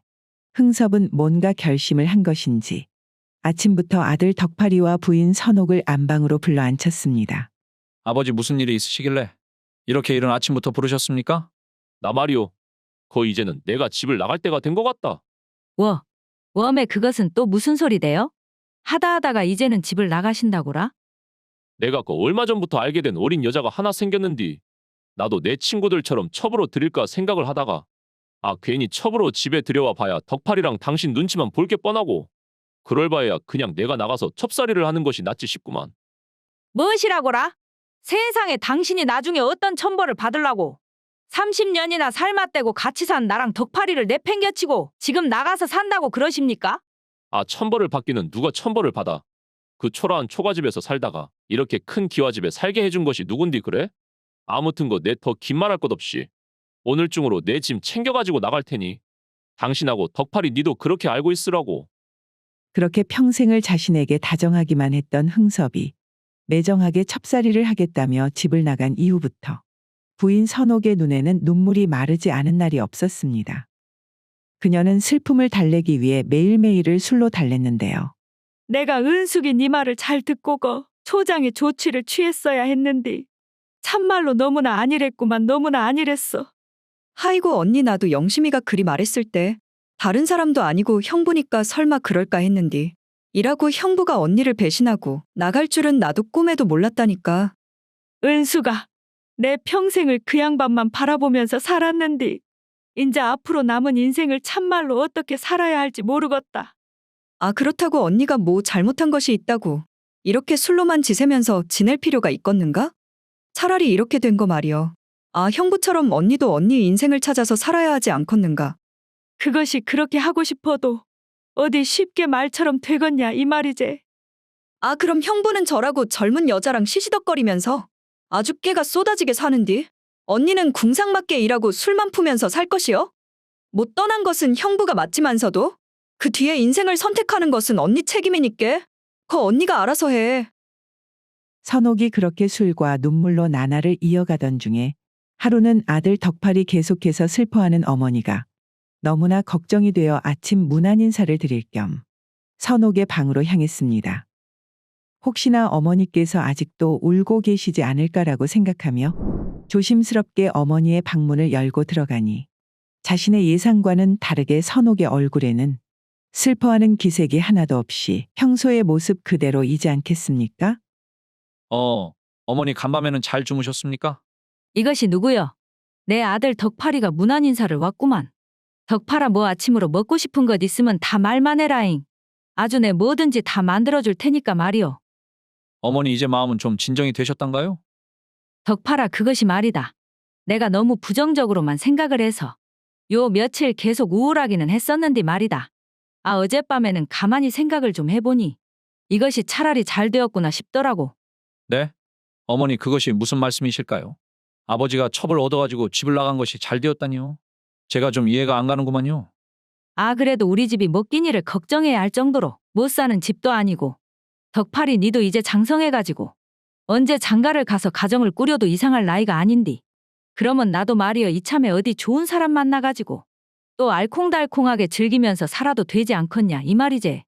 그렇게 생각하니 말이다. 그놈의 영감탱이 이제 진짜 눈에 안 보이니 아주 속이 다 시원하구만 참말로. 흥섭이와의 행복했던 추억을 다 잊어버리고 이제는 남은 삶을 새롭게 즐겨야겠다고 생각한 선옥. 하지만 인생은 항상 자신이 원하는 방향으로 흘러가지는 않는 법. 흥섭이 집을 나선 지 한 달쯤 된 어느 날 아침이었습니다. 덕팔아. 거기 있냐, 덕팔아. 오메 이것이 뭔 일이요? 아버지! 한 달 만에 돌아온 흥섭의 모습은 이전과는 같은 사람이라는 것을 믿을 수 없을 만큼 망가져 있었습니다. 눈은 움푹 패였고 머리는 하얗게 새어버린 것이 흥섭이 혼자만 시간이 30년은 흘러버린 것처럼 느껴졌지요. 어머니 아버지가 오셨구만요. 좀 나와보시라니까요. 아들이 자신을 애타게 부르는 소리에도 선옥은 안방에서 들은 척도 하지 않은 채 마당으로 나오지 않았지요. 덕팔이는 하는 수 없이 아버지를 작은 행랑채에 모셨고 흥섭은 그곳에서 돌아온 지 3일도 되지 않아 숨을 거뒀습니다. 그때까지도 흥섭에 대한 화가 전혀 누그러들지 않았었던 선옥은 장례를 치르면서도 상복을 입지 않았고 눈물 한 방울 흘리지 않았다고 하네요. 그렇게 흥섭이 세상을 떠나고 어느새 반년의 시간이 흐른 후 집에서 흥섭의 기운이 슬슬 사라져 갈 때쯤이었습니다. 하루는 덕팔이가 외출하고 돌아오더니 곧장 선옥의 방을 찾아왔는데요. 어머니, 요즘 식사를 통하지 않으신 것 같은데 아직도 입맛이 많이 없으세요? 덕팔아, 너그 아버지 그렇게 돌아가시고 내 마음은 참으로 후련하기만 한디 말이다. 왜 그렇게 밥은 목으로 안 넘어가는지 모르겠다야. 어머니, 저 아까 잠깐 나갔다가 말이에요. 장이 열렸기에 잠깐 거기 들렸다가 이것 좀 사왔구만요. 덕팔이가 꺼낸 것은 흥섭이가 생전 항상 챙겨주던 그 검은 깨엇이었습니다. 와 엄매? 이것을 네가 어떻게 알고? 너그 아버지가 네한테 절대 안 알려줬다고 했는디. 네 이것을 어떻게 알았냐 덕팔아? 그것이 말이에요. 어머니, 아이고 이것을 말하려고 하니까 또 어디서부터 말을 해야 할지 모르겠구만요. 사람 답답해 뒤져불겠구만. 얼른 좀 시원하게 말을 좀 해보라니까 덕팔아. 덕팔이의 말은 이랬습니다. 흥섭이 점심때 좀처럼 밥을 못 넘기고 춘삼이를 만난다고 나간 날 사실은 몸 상태가 예사롭지 않게 느껴져서 이웃마을 의원에 갔었다고요. 그리고 밤늦게 의원에서 돌아온 흥섭이는 조용히 아들 덕팔이를 찾았었습니다. 덕팔아 내 몸이 심상치가 않아서 오늘 의원을 갔다 왔는디 말이오. 나를 진단을 해보더만 그것이 얼마 안 남았다고 하더라 덕팔아. 무엇이라고요? 아버지 갑자기 그것이 느닷없이 무슨 말씀이십니까? 그러니께 말이오. 너 지금부터 내가 하는 말 흘려듣지 말고 잘 들어야 쓴다. 내가 조만간 너랑 어머니한테는 말이오. 그 첩을 구했다고 하고 집을 나갈 테니까 너는 아무것도 모른 척하고 그냥 연기를 좀 해줘야 쓰겄다. 그게 무슨 소립니까 아버지? 그 아버지가 곧 돌아가시게 생겼는디 그래도 이런저런 약도 좀 써보시고 집에서 요양을 하셔야죠. 아, 너그 어머니가 저렇게 나만 바라보고 사는 사람인데 말이오. 갑자기 내가 죽는다고 해버리면 저 사람 상심이 얼마나 크겠냐. 그러니까 내가 가기 전에 저 사람한테 해줄 수 있는 것은 억지로라도 정이라도 떼버려서 좀 쉽게 나를 보낼 수 있게 하는 것 아니겠냐? 어쩌냐, 덕팔아, 네 이 아버지 부탁 들어줄 수 있겠냐? 아버지 뜻이 정 그러하시다면 제가 거기에 따라야죠, 아버지. 덕팔아? 아이고, 덕팔아. 네가 앞으로 우리 집 가장이니 진짜 마음 단단히 먹어야 한다. 그리고 마지막으로 내 한 가지만 너한테 더 부탁을 하자. 거 말이다. 내가 죽거든 그 뒤부터는 너가 장이 서는 날이면 검은 깨엇을, 그리고 봄이 되면 곰취잎을 따서 어머니한테 좀 가져다 줘라.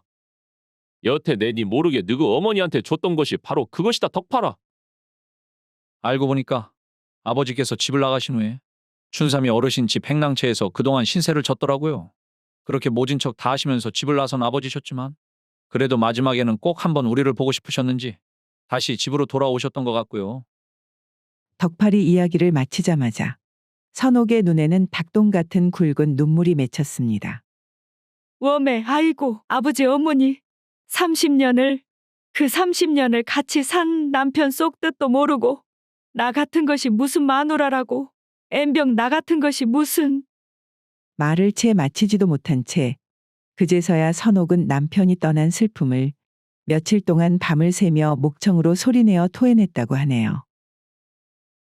영국 속담의 거짓말에는 새빨간 거짓말과 하얀 거짓말이 있다고 합니다. 새빨간 거짓말은 나쁜 마음을 가지고 사람을 속이려는 나쁜 의도로 하는 것이고, 하얀 거짓말은 사람을 사랑하는 마음에서 사람에게 희망과 위안을 주기 위한 의도의 선한 거짓말이라고 하네요.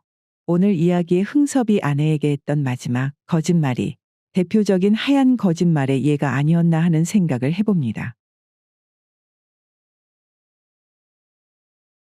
집은 유복하지는 않았지만 어려서부터 글 공부에 재능이 있었던 덕팔이는 벌써 몇 년이나 과거 급제를 위해서 공부를 하고 있었습니다.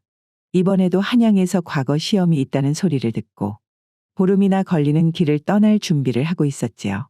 어머니 그럼 이번에도 다녀오도록 하겠습니다. 덕팔아, 거시기 말이다.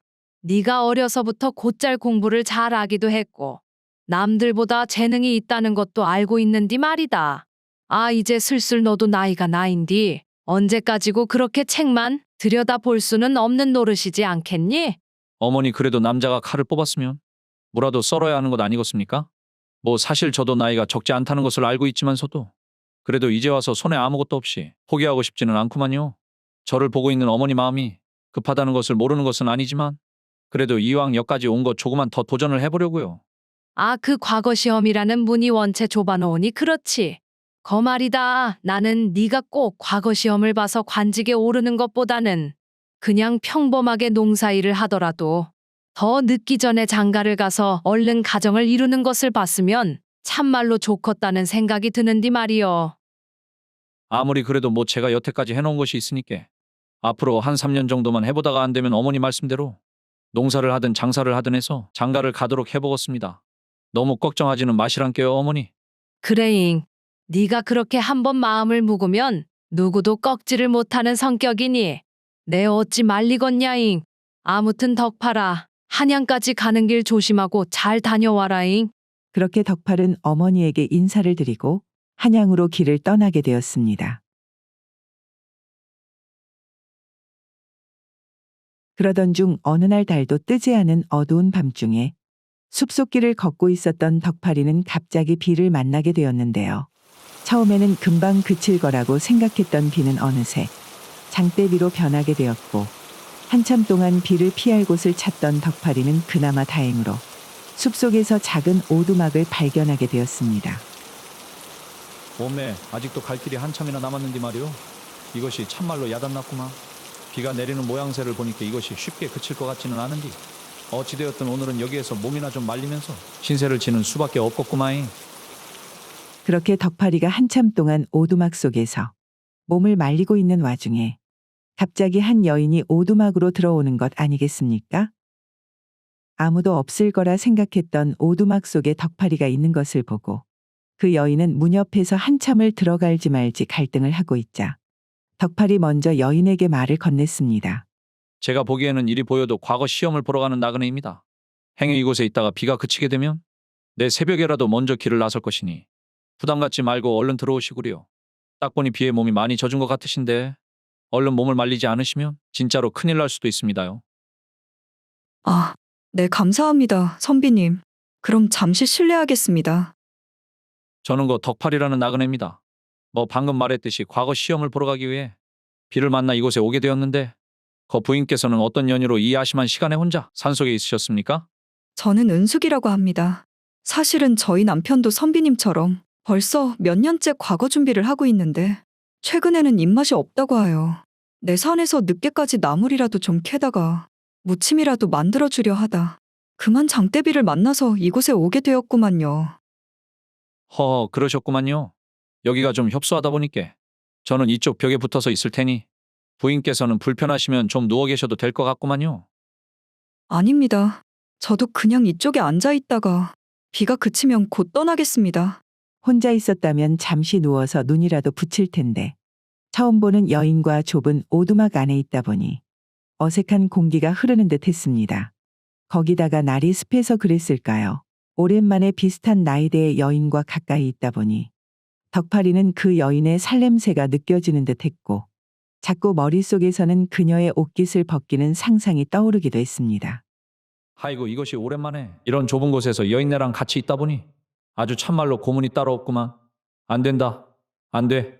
과거에 합격만 하면 장차 관직에서 큰 뜻을 펼치게 될지도 모르는 노릇인디 이런 곳에서 아녀자를 탐하는 상상이나 하다니 말이오. 덕팔이는 가까스로 몰려오는 유혹들을 다 이겨내며 묘한 긴장감이 도는 가운데 거의 뜬 눈으로 밤을 지새게 되었습니다. 새벽까지 계속되는 비는 다음 날 아침이 되자 언제 그랬냐는 듯이 맑은 날씨로 바뀌게 되었습니다. 그제서야 덕팔이와 은숙은 오두막에서 나와 서로의 길을 향하려고 했는데요. 은숙은 생각해보니 자신이 혹시라도 겁이라도 먹을까. 밤새 배려해준 덕팔의 마음 씀씀이가 참으로 고맙게 느껴졌고 이곳에서 덕팔이와 그냥 헤어지는 것이 도리가 아니라고 생각해 덕팔이에게 말을 건넸습니다. 선비님 이렇게 알게 된 것도 인연이기는 한디 제가 아침이라도 대접하고 싶은데 어떻습니까?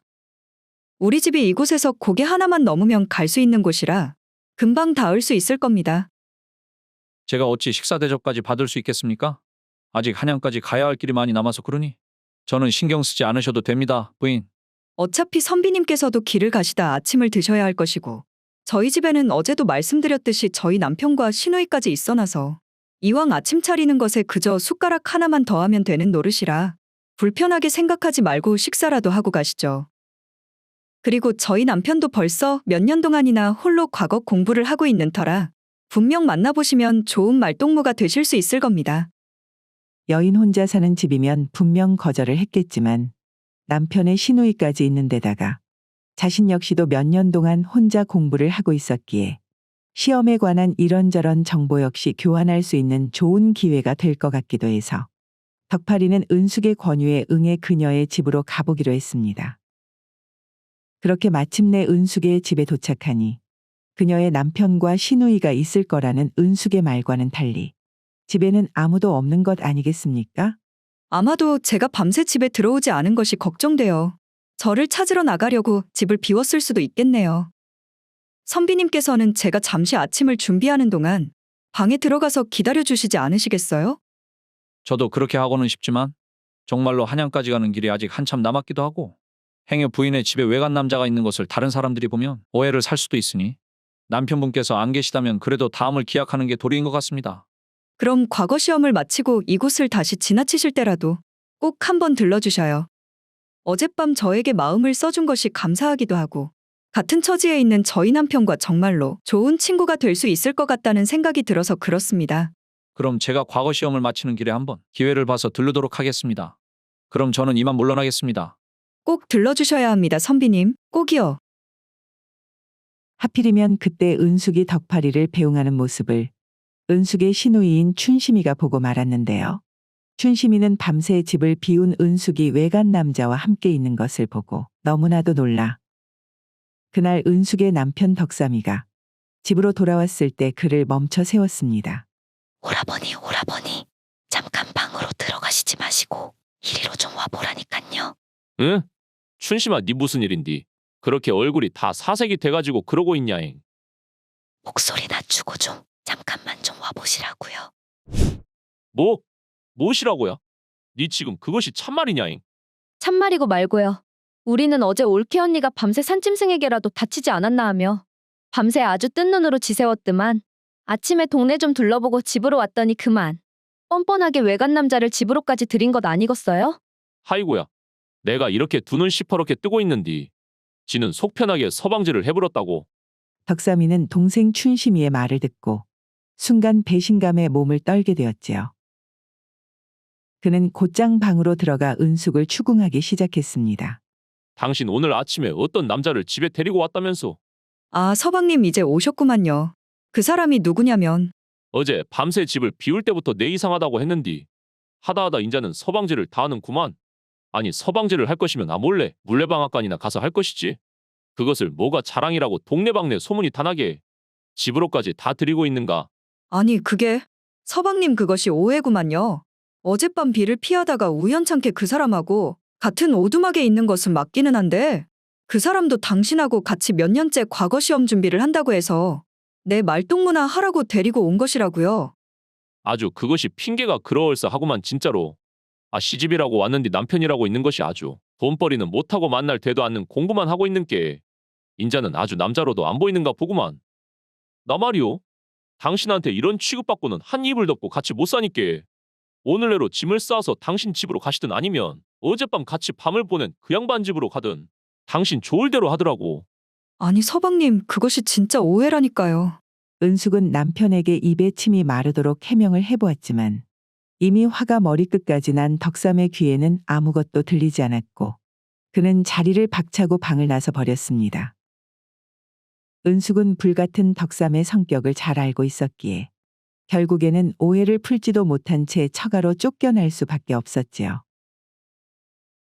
그리고 시간은 한 달 정도 지나 이번에도 과거 시험에 낙방한 덕팔이는 집으로 돌아가는 길에 은숙의 집 근처를 지나가게 되었는데요. 아이고 또 낙방이구만. 또 낙방. 이것이 몇 년째인디. 집에 계신 어머니한테는 또 뭐라고 말을 해야 하냐이. 그나저나 지난번에 봤던 그 여인 집이 이쪽 근방이었는디 말이오. 그 여인 말대로 거 남편이랑 술이라도 한잔하면서 이야기라도 좀 해볼까나이? 아이고 아니다 아니오. 지금 나도 낙방한 마당에 무슨 낯으로 다른 사람하고 세상 좋게 술을 다 마시냐이. 그 사람도 낙방했을지 모를 노릇인디. 얼른 집이나 가야지. 그렇게 덕팔은 집으로 도착한 이후 분한 마음에 쉴 새도 없이 다시 공부를 시작했습니다. 시간은 어느새 다시 1년이 흐르고 또 다시 과거 시험이 다가오자 덕팔이는 다시 한번 도전을 하기 위해 어머니께 인사를 드리고 한양으로 향했습니다. 그렇게 과거 시험이 치러지고 그 다음 날 임금님은 참으로 이상한 꿈을 꾸었습니다. 그는 안개가 가득한 길을 혼자서 걷고 있었는데요. 갑자기 한 노인이 자신 앞에 나타나는 것 아니겠어요? 대체 누구십니까? 제가 길을 잃은 것인가요? 아니면 지금 이것이 제 꿈속인가요? 허허, 나는 자네보다 아니 궁궐이 지어지기 훨씬 오래전부터 이 땅을 지키고 있는 신령일세. 여기가 어딘지는 그렇게 중요치는 않구만. 신령님이시라고요? 그런데 신령님께서 저에게는 어떤 연유로 오셨습니까? 최근에 과거 시험이 치러졌지. 그 과거 시험에서 이름에 덕자가 들어간 두 사내가 장원을 놓고 경합을 하게 될 텐데 말이야. 그 중에서 장원은 반드시 덕팔이라는 사내가 받아야 할 것이야. 신령님, 그 덕팔이라는 사내를 합격시켜야 하는 이유가 대체 무엇입니까? 내 한참을 지켜본 바로 덕팔이라는 사내가 다른 사내보다 지조가 강하고 도덕심이 참으로 남다르더구만. 그런 우직한 사내는 분명 큰일을 맡아도 주변 유혹에 흔들리지 않고 해낼 수 있으니 분명 큰 도움이 될 걸세. 자세한 내막은 그 둘을 불러서 이야기를 해보면 알 수 있을 것이야. 꿈에서 깬 임금님은 간밤에 꾼 꿈이 참으로 기이하다고 생각했습니다. 그리고 산신령의 말대로 과거 시험의 결과가 정말 덕팔이와 덕삼이 장원 급제를 두고 경쟁하는 판국으로 흘러가자 그 둘을 궁으로 부르게 되었는데요. 임금님은 그들에게 꿈에서 본 것을 말해주고 혹시나 짐작이 가는 바가 있냐고 물었습니다. 전하 제가 몇 년 동안 과거 시험을 준비하기 위해서 항상 공부만 하는지라 다른 사람에 비해 도덕심을 시험 받는 경우가 없기는 합니다만 그래도 뭔가 하나 짐작이 가는 것이 있기는 합니다요. 허, 그래. 짐작이 가는 일이라니 그것이 도대체 무엇이냐? 무엇이라도 좋으니 얼른 이야기를 해보거라. 제가 작년에도 과거 시험을 보기 위해 한양으로 오는 길에 어느 산속 숲길에서 장대비를 만나 다행히도 작은 오두막을 하나 발견해서 그곳에서 비를 피했던 일이 있었습니다. 그곳에서 한참 동안이나 내리는 비를 보며 몸을 말리고 있었는데 갑자기 어떤 여인이 저와 마찬가지로 비를 피하기 위해 그 오두막으로 들어오지 않겠습니까?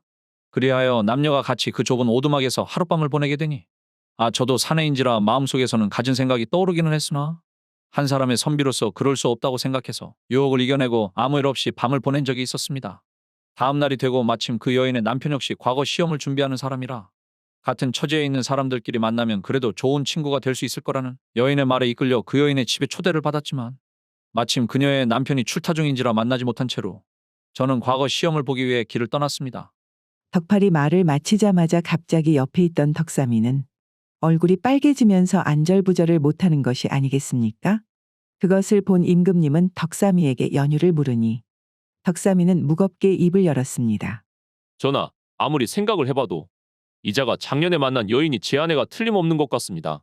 그때 저는 제 아내가 외간 남자와 집에 같이 있었다는 저의 여동생의 말만 철석같이 믿고는 홧김에 아내를 그만 처가로 보내버렸습니다. 저희 아내는 처가에 가기 전까지도 그저 순수하게 혼자 몇 년 동안 독수공방하며 공부만 하는 제가 안타까워 그저 말을 나눌 수 있는 좋은 친구나 한 명 만들어 주려고 했던 것이라 해명했는데 제가 그때는 흥분을 했던지라 그만 아내의 말을 믿지 못했습니다. 허허, 내 둘의 이야기를 들어보니 이제야 왜 신령님이 내 꿈에 나타나 자네들과 이야기를 해보라고 했는지 알겠구나.